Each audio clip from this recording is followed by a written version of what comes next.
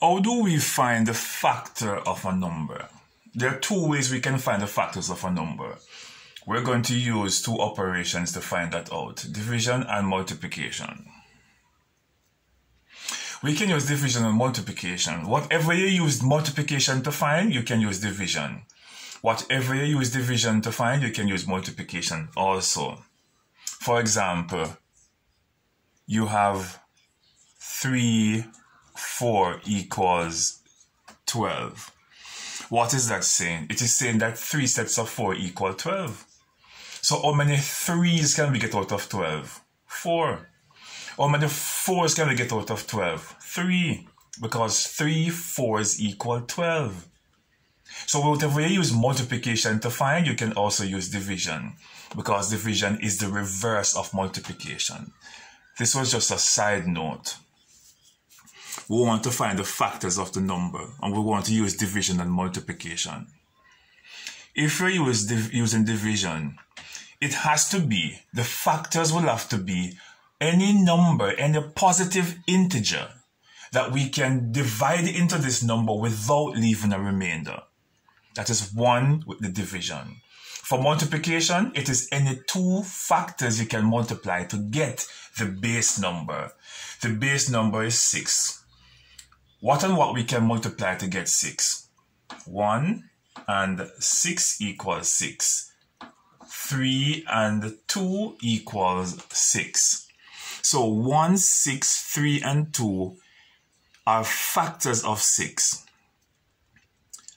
You can also divide these numbers into 6 without leaving a remainder. 1 into 6, 6, 6 into 6, 1, 3 into 6, 2, 2 into 6, 3. If you're going with that as the way in which you want to find your factor. What are some numbers that we can divide into 12 without leaving a remainder? We can divide 1, 2. 1 and the number itself is always the two factors you have. 1 and the number itself is always two factors. Before you even start finding your factors, you can just write down 1 and the base number itself. They are always going to be a factor, because a number is a factor of itself, and a 1 is a factor of all numbers. We can multiply 3 and 4 to give us 12. We can also multiply 6 and 2 to get 12. 1 into 12, 12, 12 into 12, 1, 3 into 12, 4, 4 into 12, 3, 6 into 12, 2, 2 into 12, 6. So we can find the factors two-way. We can use division to say these are numbers which can be divided into 2 without leaving a remainder. Can 5 go into 2 into 12? Yes, it can. 5 can go into 12 2 times, but there's going to be a remainder of 2. So 2 couldn't be a factor of 12. Could we use 7? 7 can go into 12 one time, but there's going to be a remainder of 5. So 5 would not be a factor of 12, because the factor needs to go into the base number without leaving a remainder. I'm hoping you're getting it. So we want to find the highest common factor when we're reducing and simplifying a number. What would have been the highest common factor? We see what? 3 here and 3 here, but is 3 the highest? No. We see 1 here. 1 is common in both, but is it? No. So 6 would have been the highest common factor. And if you want to simplify this, then you could say 6 into 6 is 1, and 6 into 12 is 2. And that would be a half. If you're asked to simplify, we're just finding the factors in this particular instant. What are the factors of 2? 2 is a prime number. It only has 2 factors, 1 and itself. Prime numbers are 2, 3, 5, 7. 9 is an odd number, but not a prime number.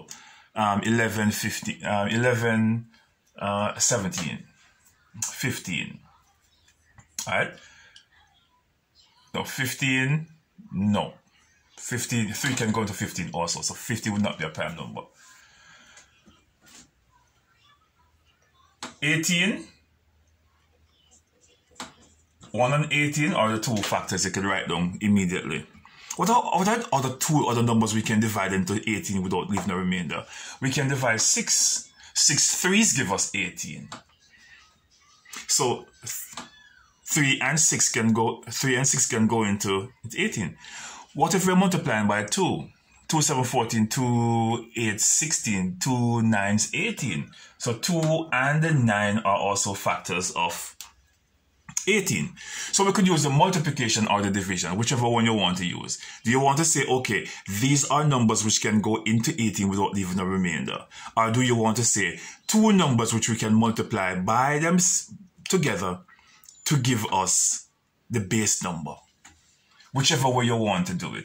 And if you're looking for the highest common factor, if you want to simplify, then you would go with 2, because 2 is the highest value there, and it is common here in the denominator.